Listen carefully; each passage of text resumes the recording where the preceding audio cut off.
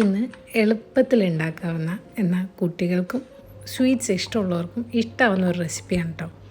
ഒരല്പം തേങ്ങ, അതിലോട്ട് ക്രഷ് ചെയ്ത കാഷ്യൂ, ആൽമണ്ട് കൂടി ഉണ്ടെങ്കിൽ ഒന്നുകൂടെ ടേസ്റ്റ് ആവും കേട്ടോ. കുറച്ച് റീസിൻസ്, പിന്നെ അതിലോട്ട് കണ്ടൻസ്ഡ് മിൽക്ക് കൂടി ആഡ് ചെയ്ത് നന്നായി ഒന്ന് മിക്സ് ചെയ്ത് മാറ്റി വയ്ക്കാം.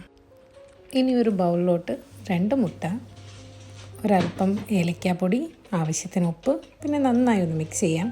പിന്നെ അതിലോട്ട് പാല്, വെള്ളം ചേർക്കണ്ട കേട്ടോ. മിക്സ് ചെയ്തതിന് ശേഷം മൈദ ചേർക്കാം. ഒന്നുകൂടെ നന്നായിട്ട് മിക്സ് ചെയ്യാം. ആവശ്യമെങ്കിൽ കുറച്ചുകൂടി പാല് ചേർത്ത് ഈ ഒരു കൺസിസ്റ്റൻസിയിൽ ആക്കിയെടുക്കാം. ഇനി ഓരോ പാൻ കേക്കായിട്ട് ചുട്ടെടുക്കാം. പാനിൽ നിന്നും വിട്ട് തുടങ്ങുന്നതാണ് ഇതിൻ്റെ ഒരു പാകട്ടോ. ഇതുപോലെ നമുക്ക് കിട്ടും. പിന്നെ ഓരോന്നായി ഒരു പ്ലേറ്റിലോട്ട് വയ്ക്കുക. ഫില്ലിങ് അകത്ത് വയ്ക്കുക.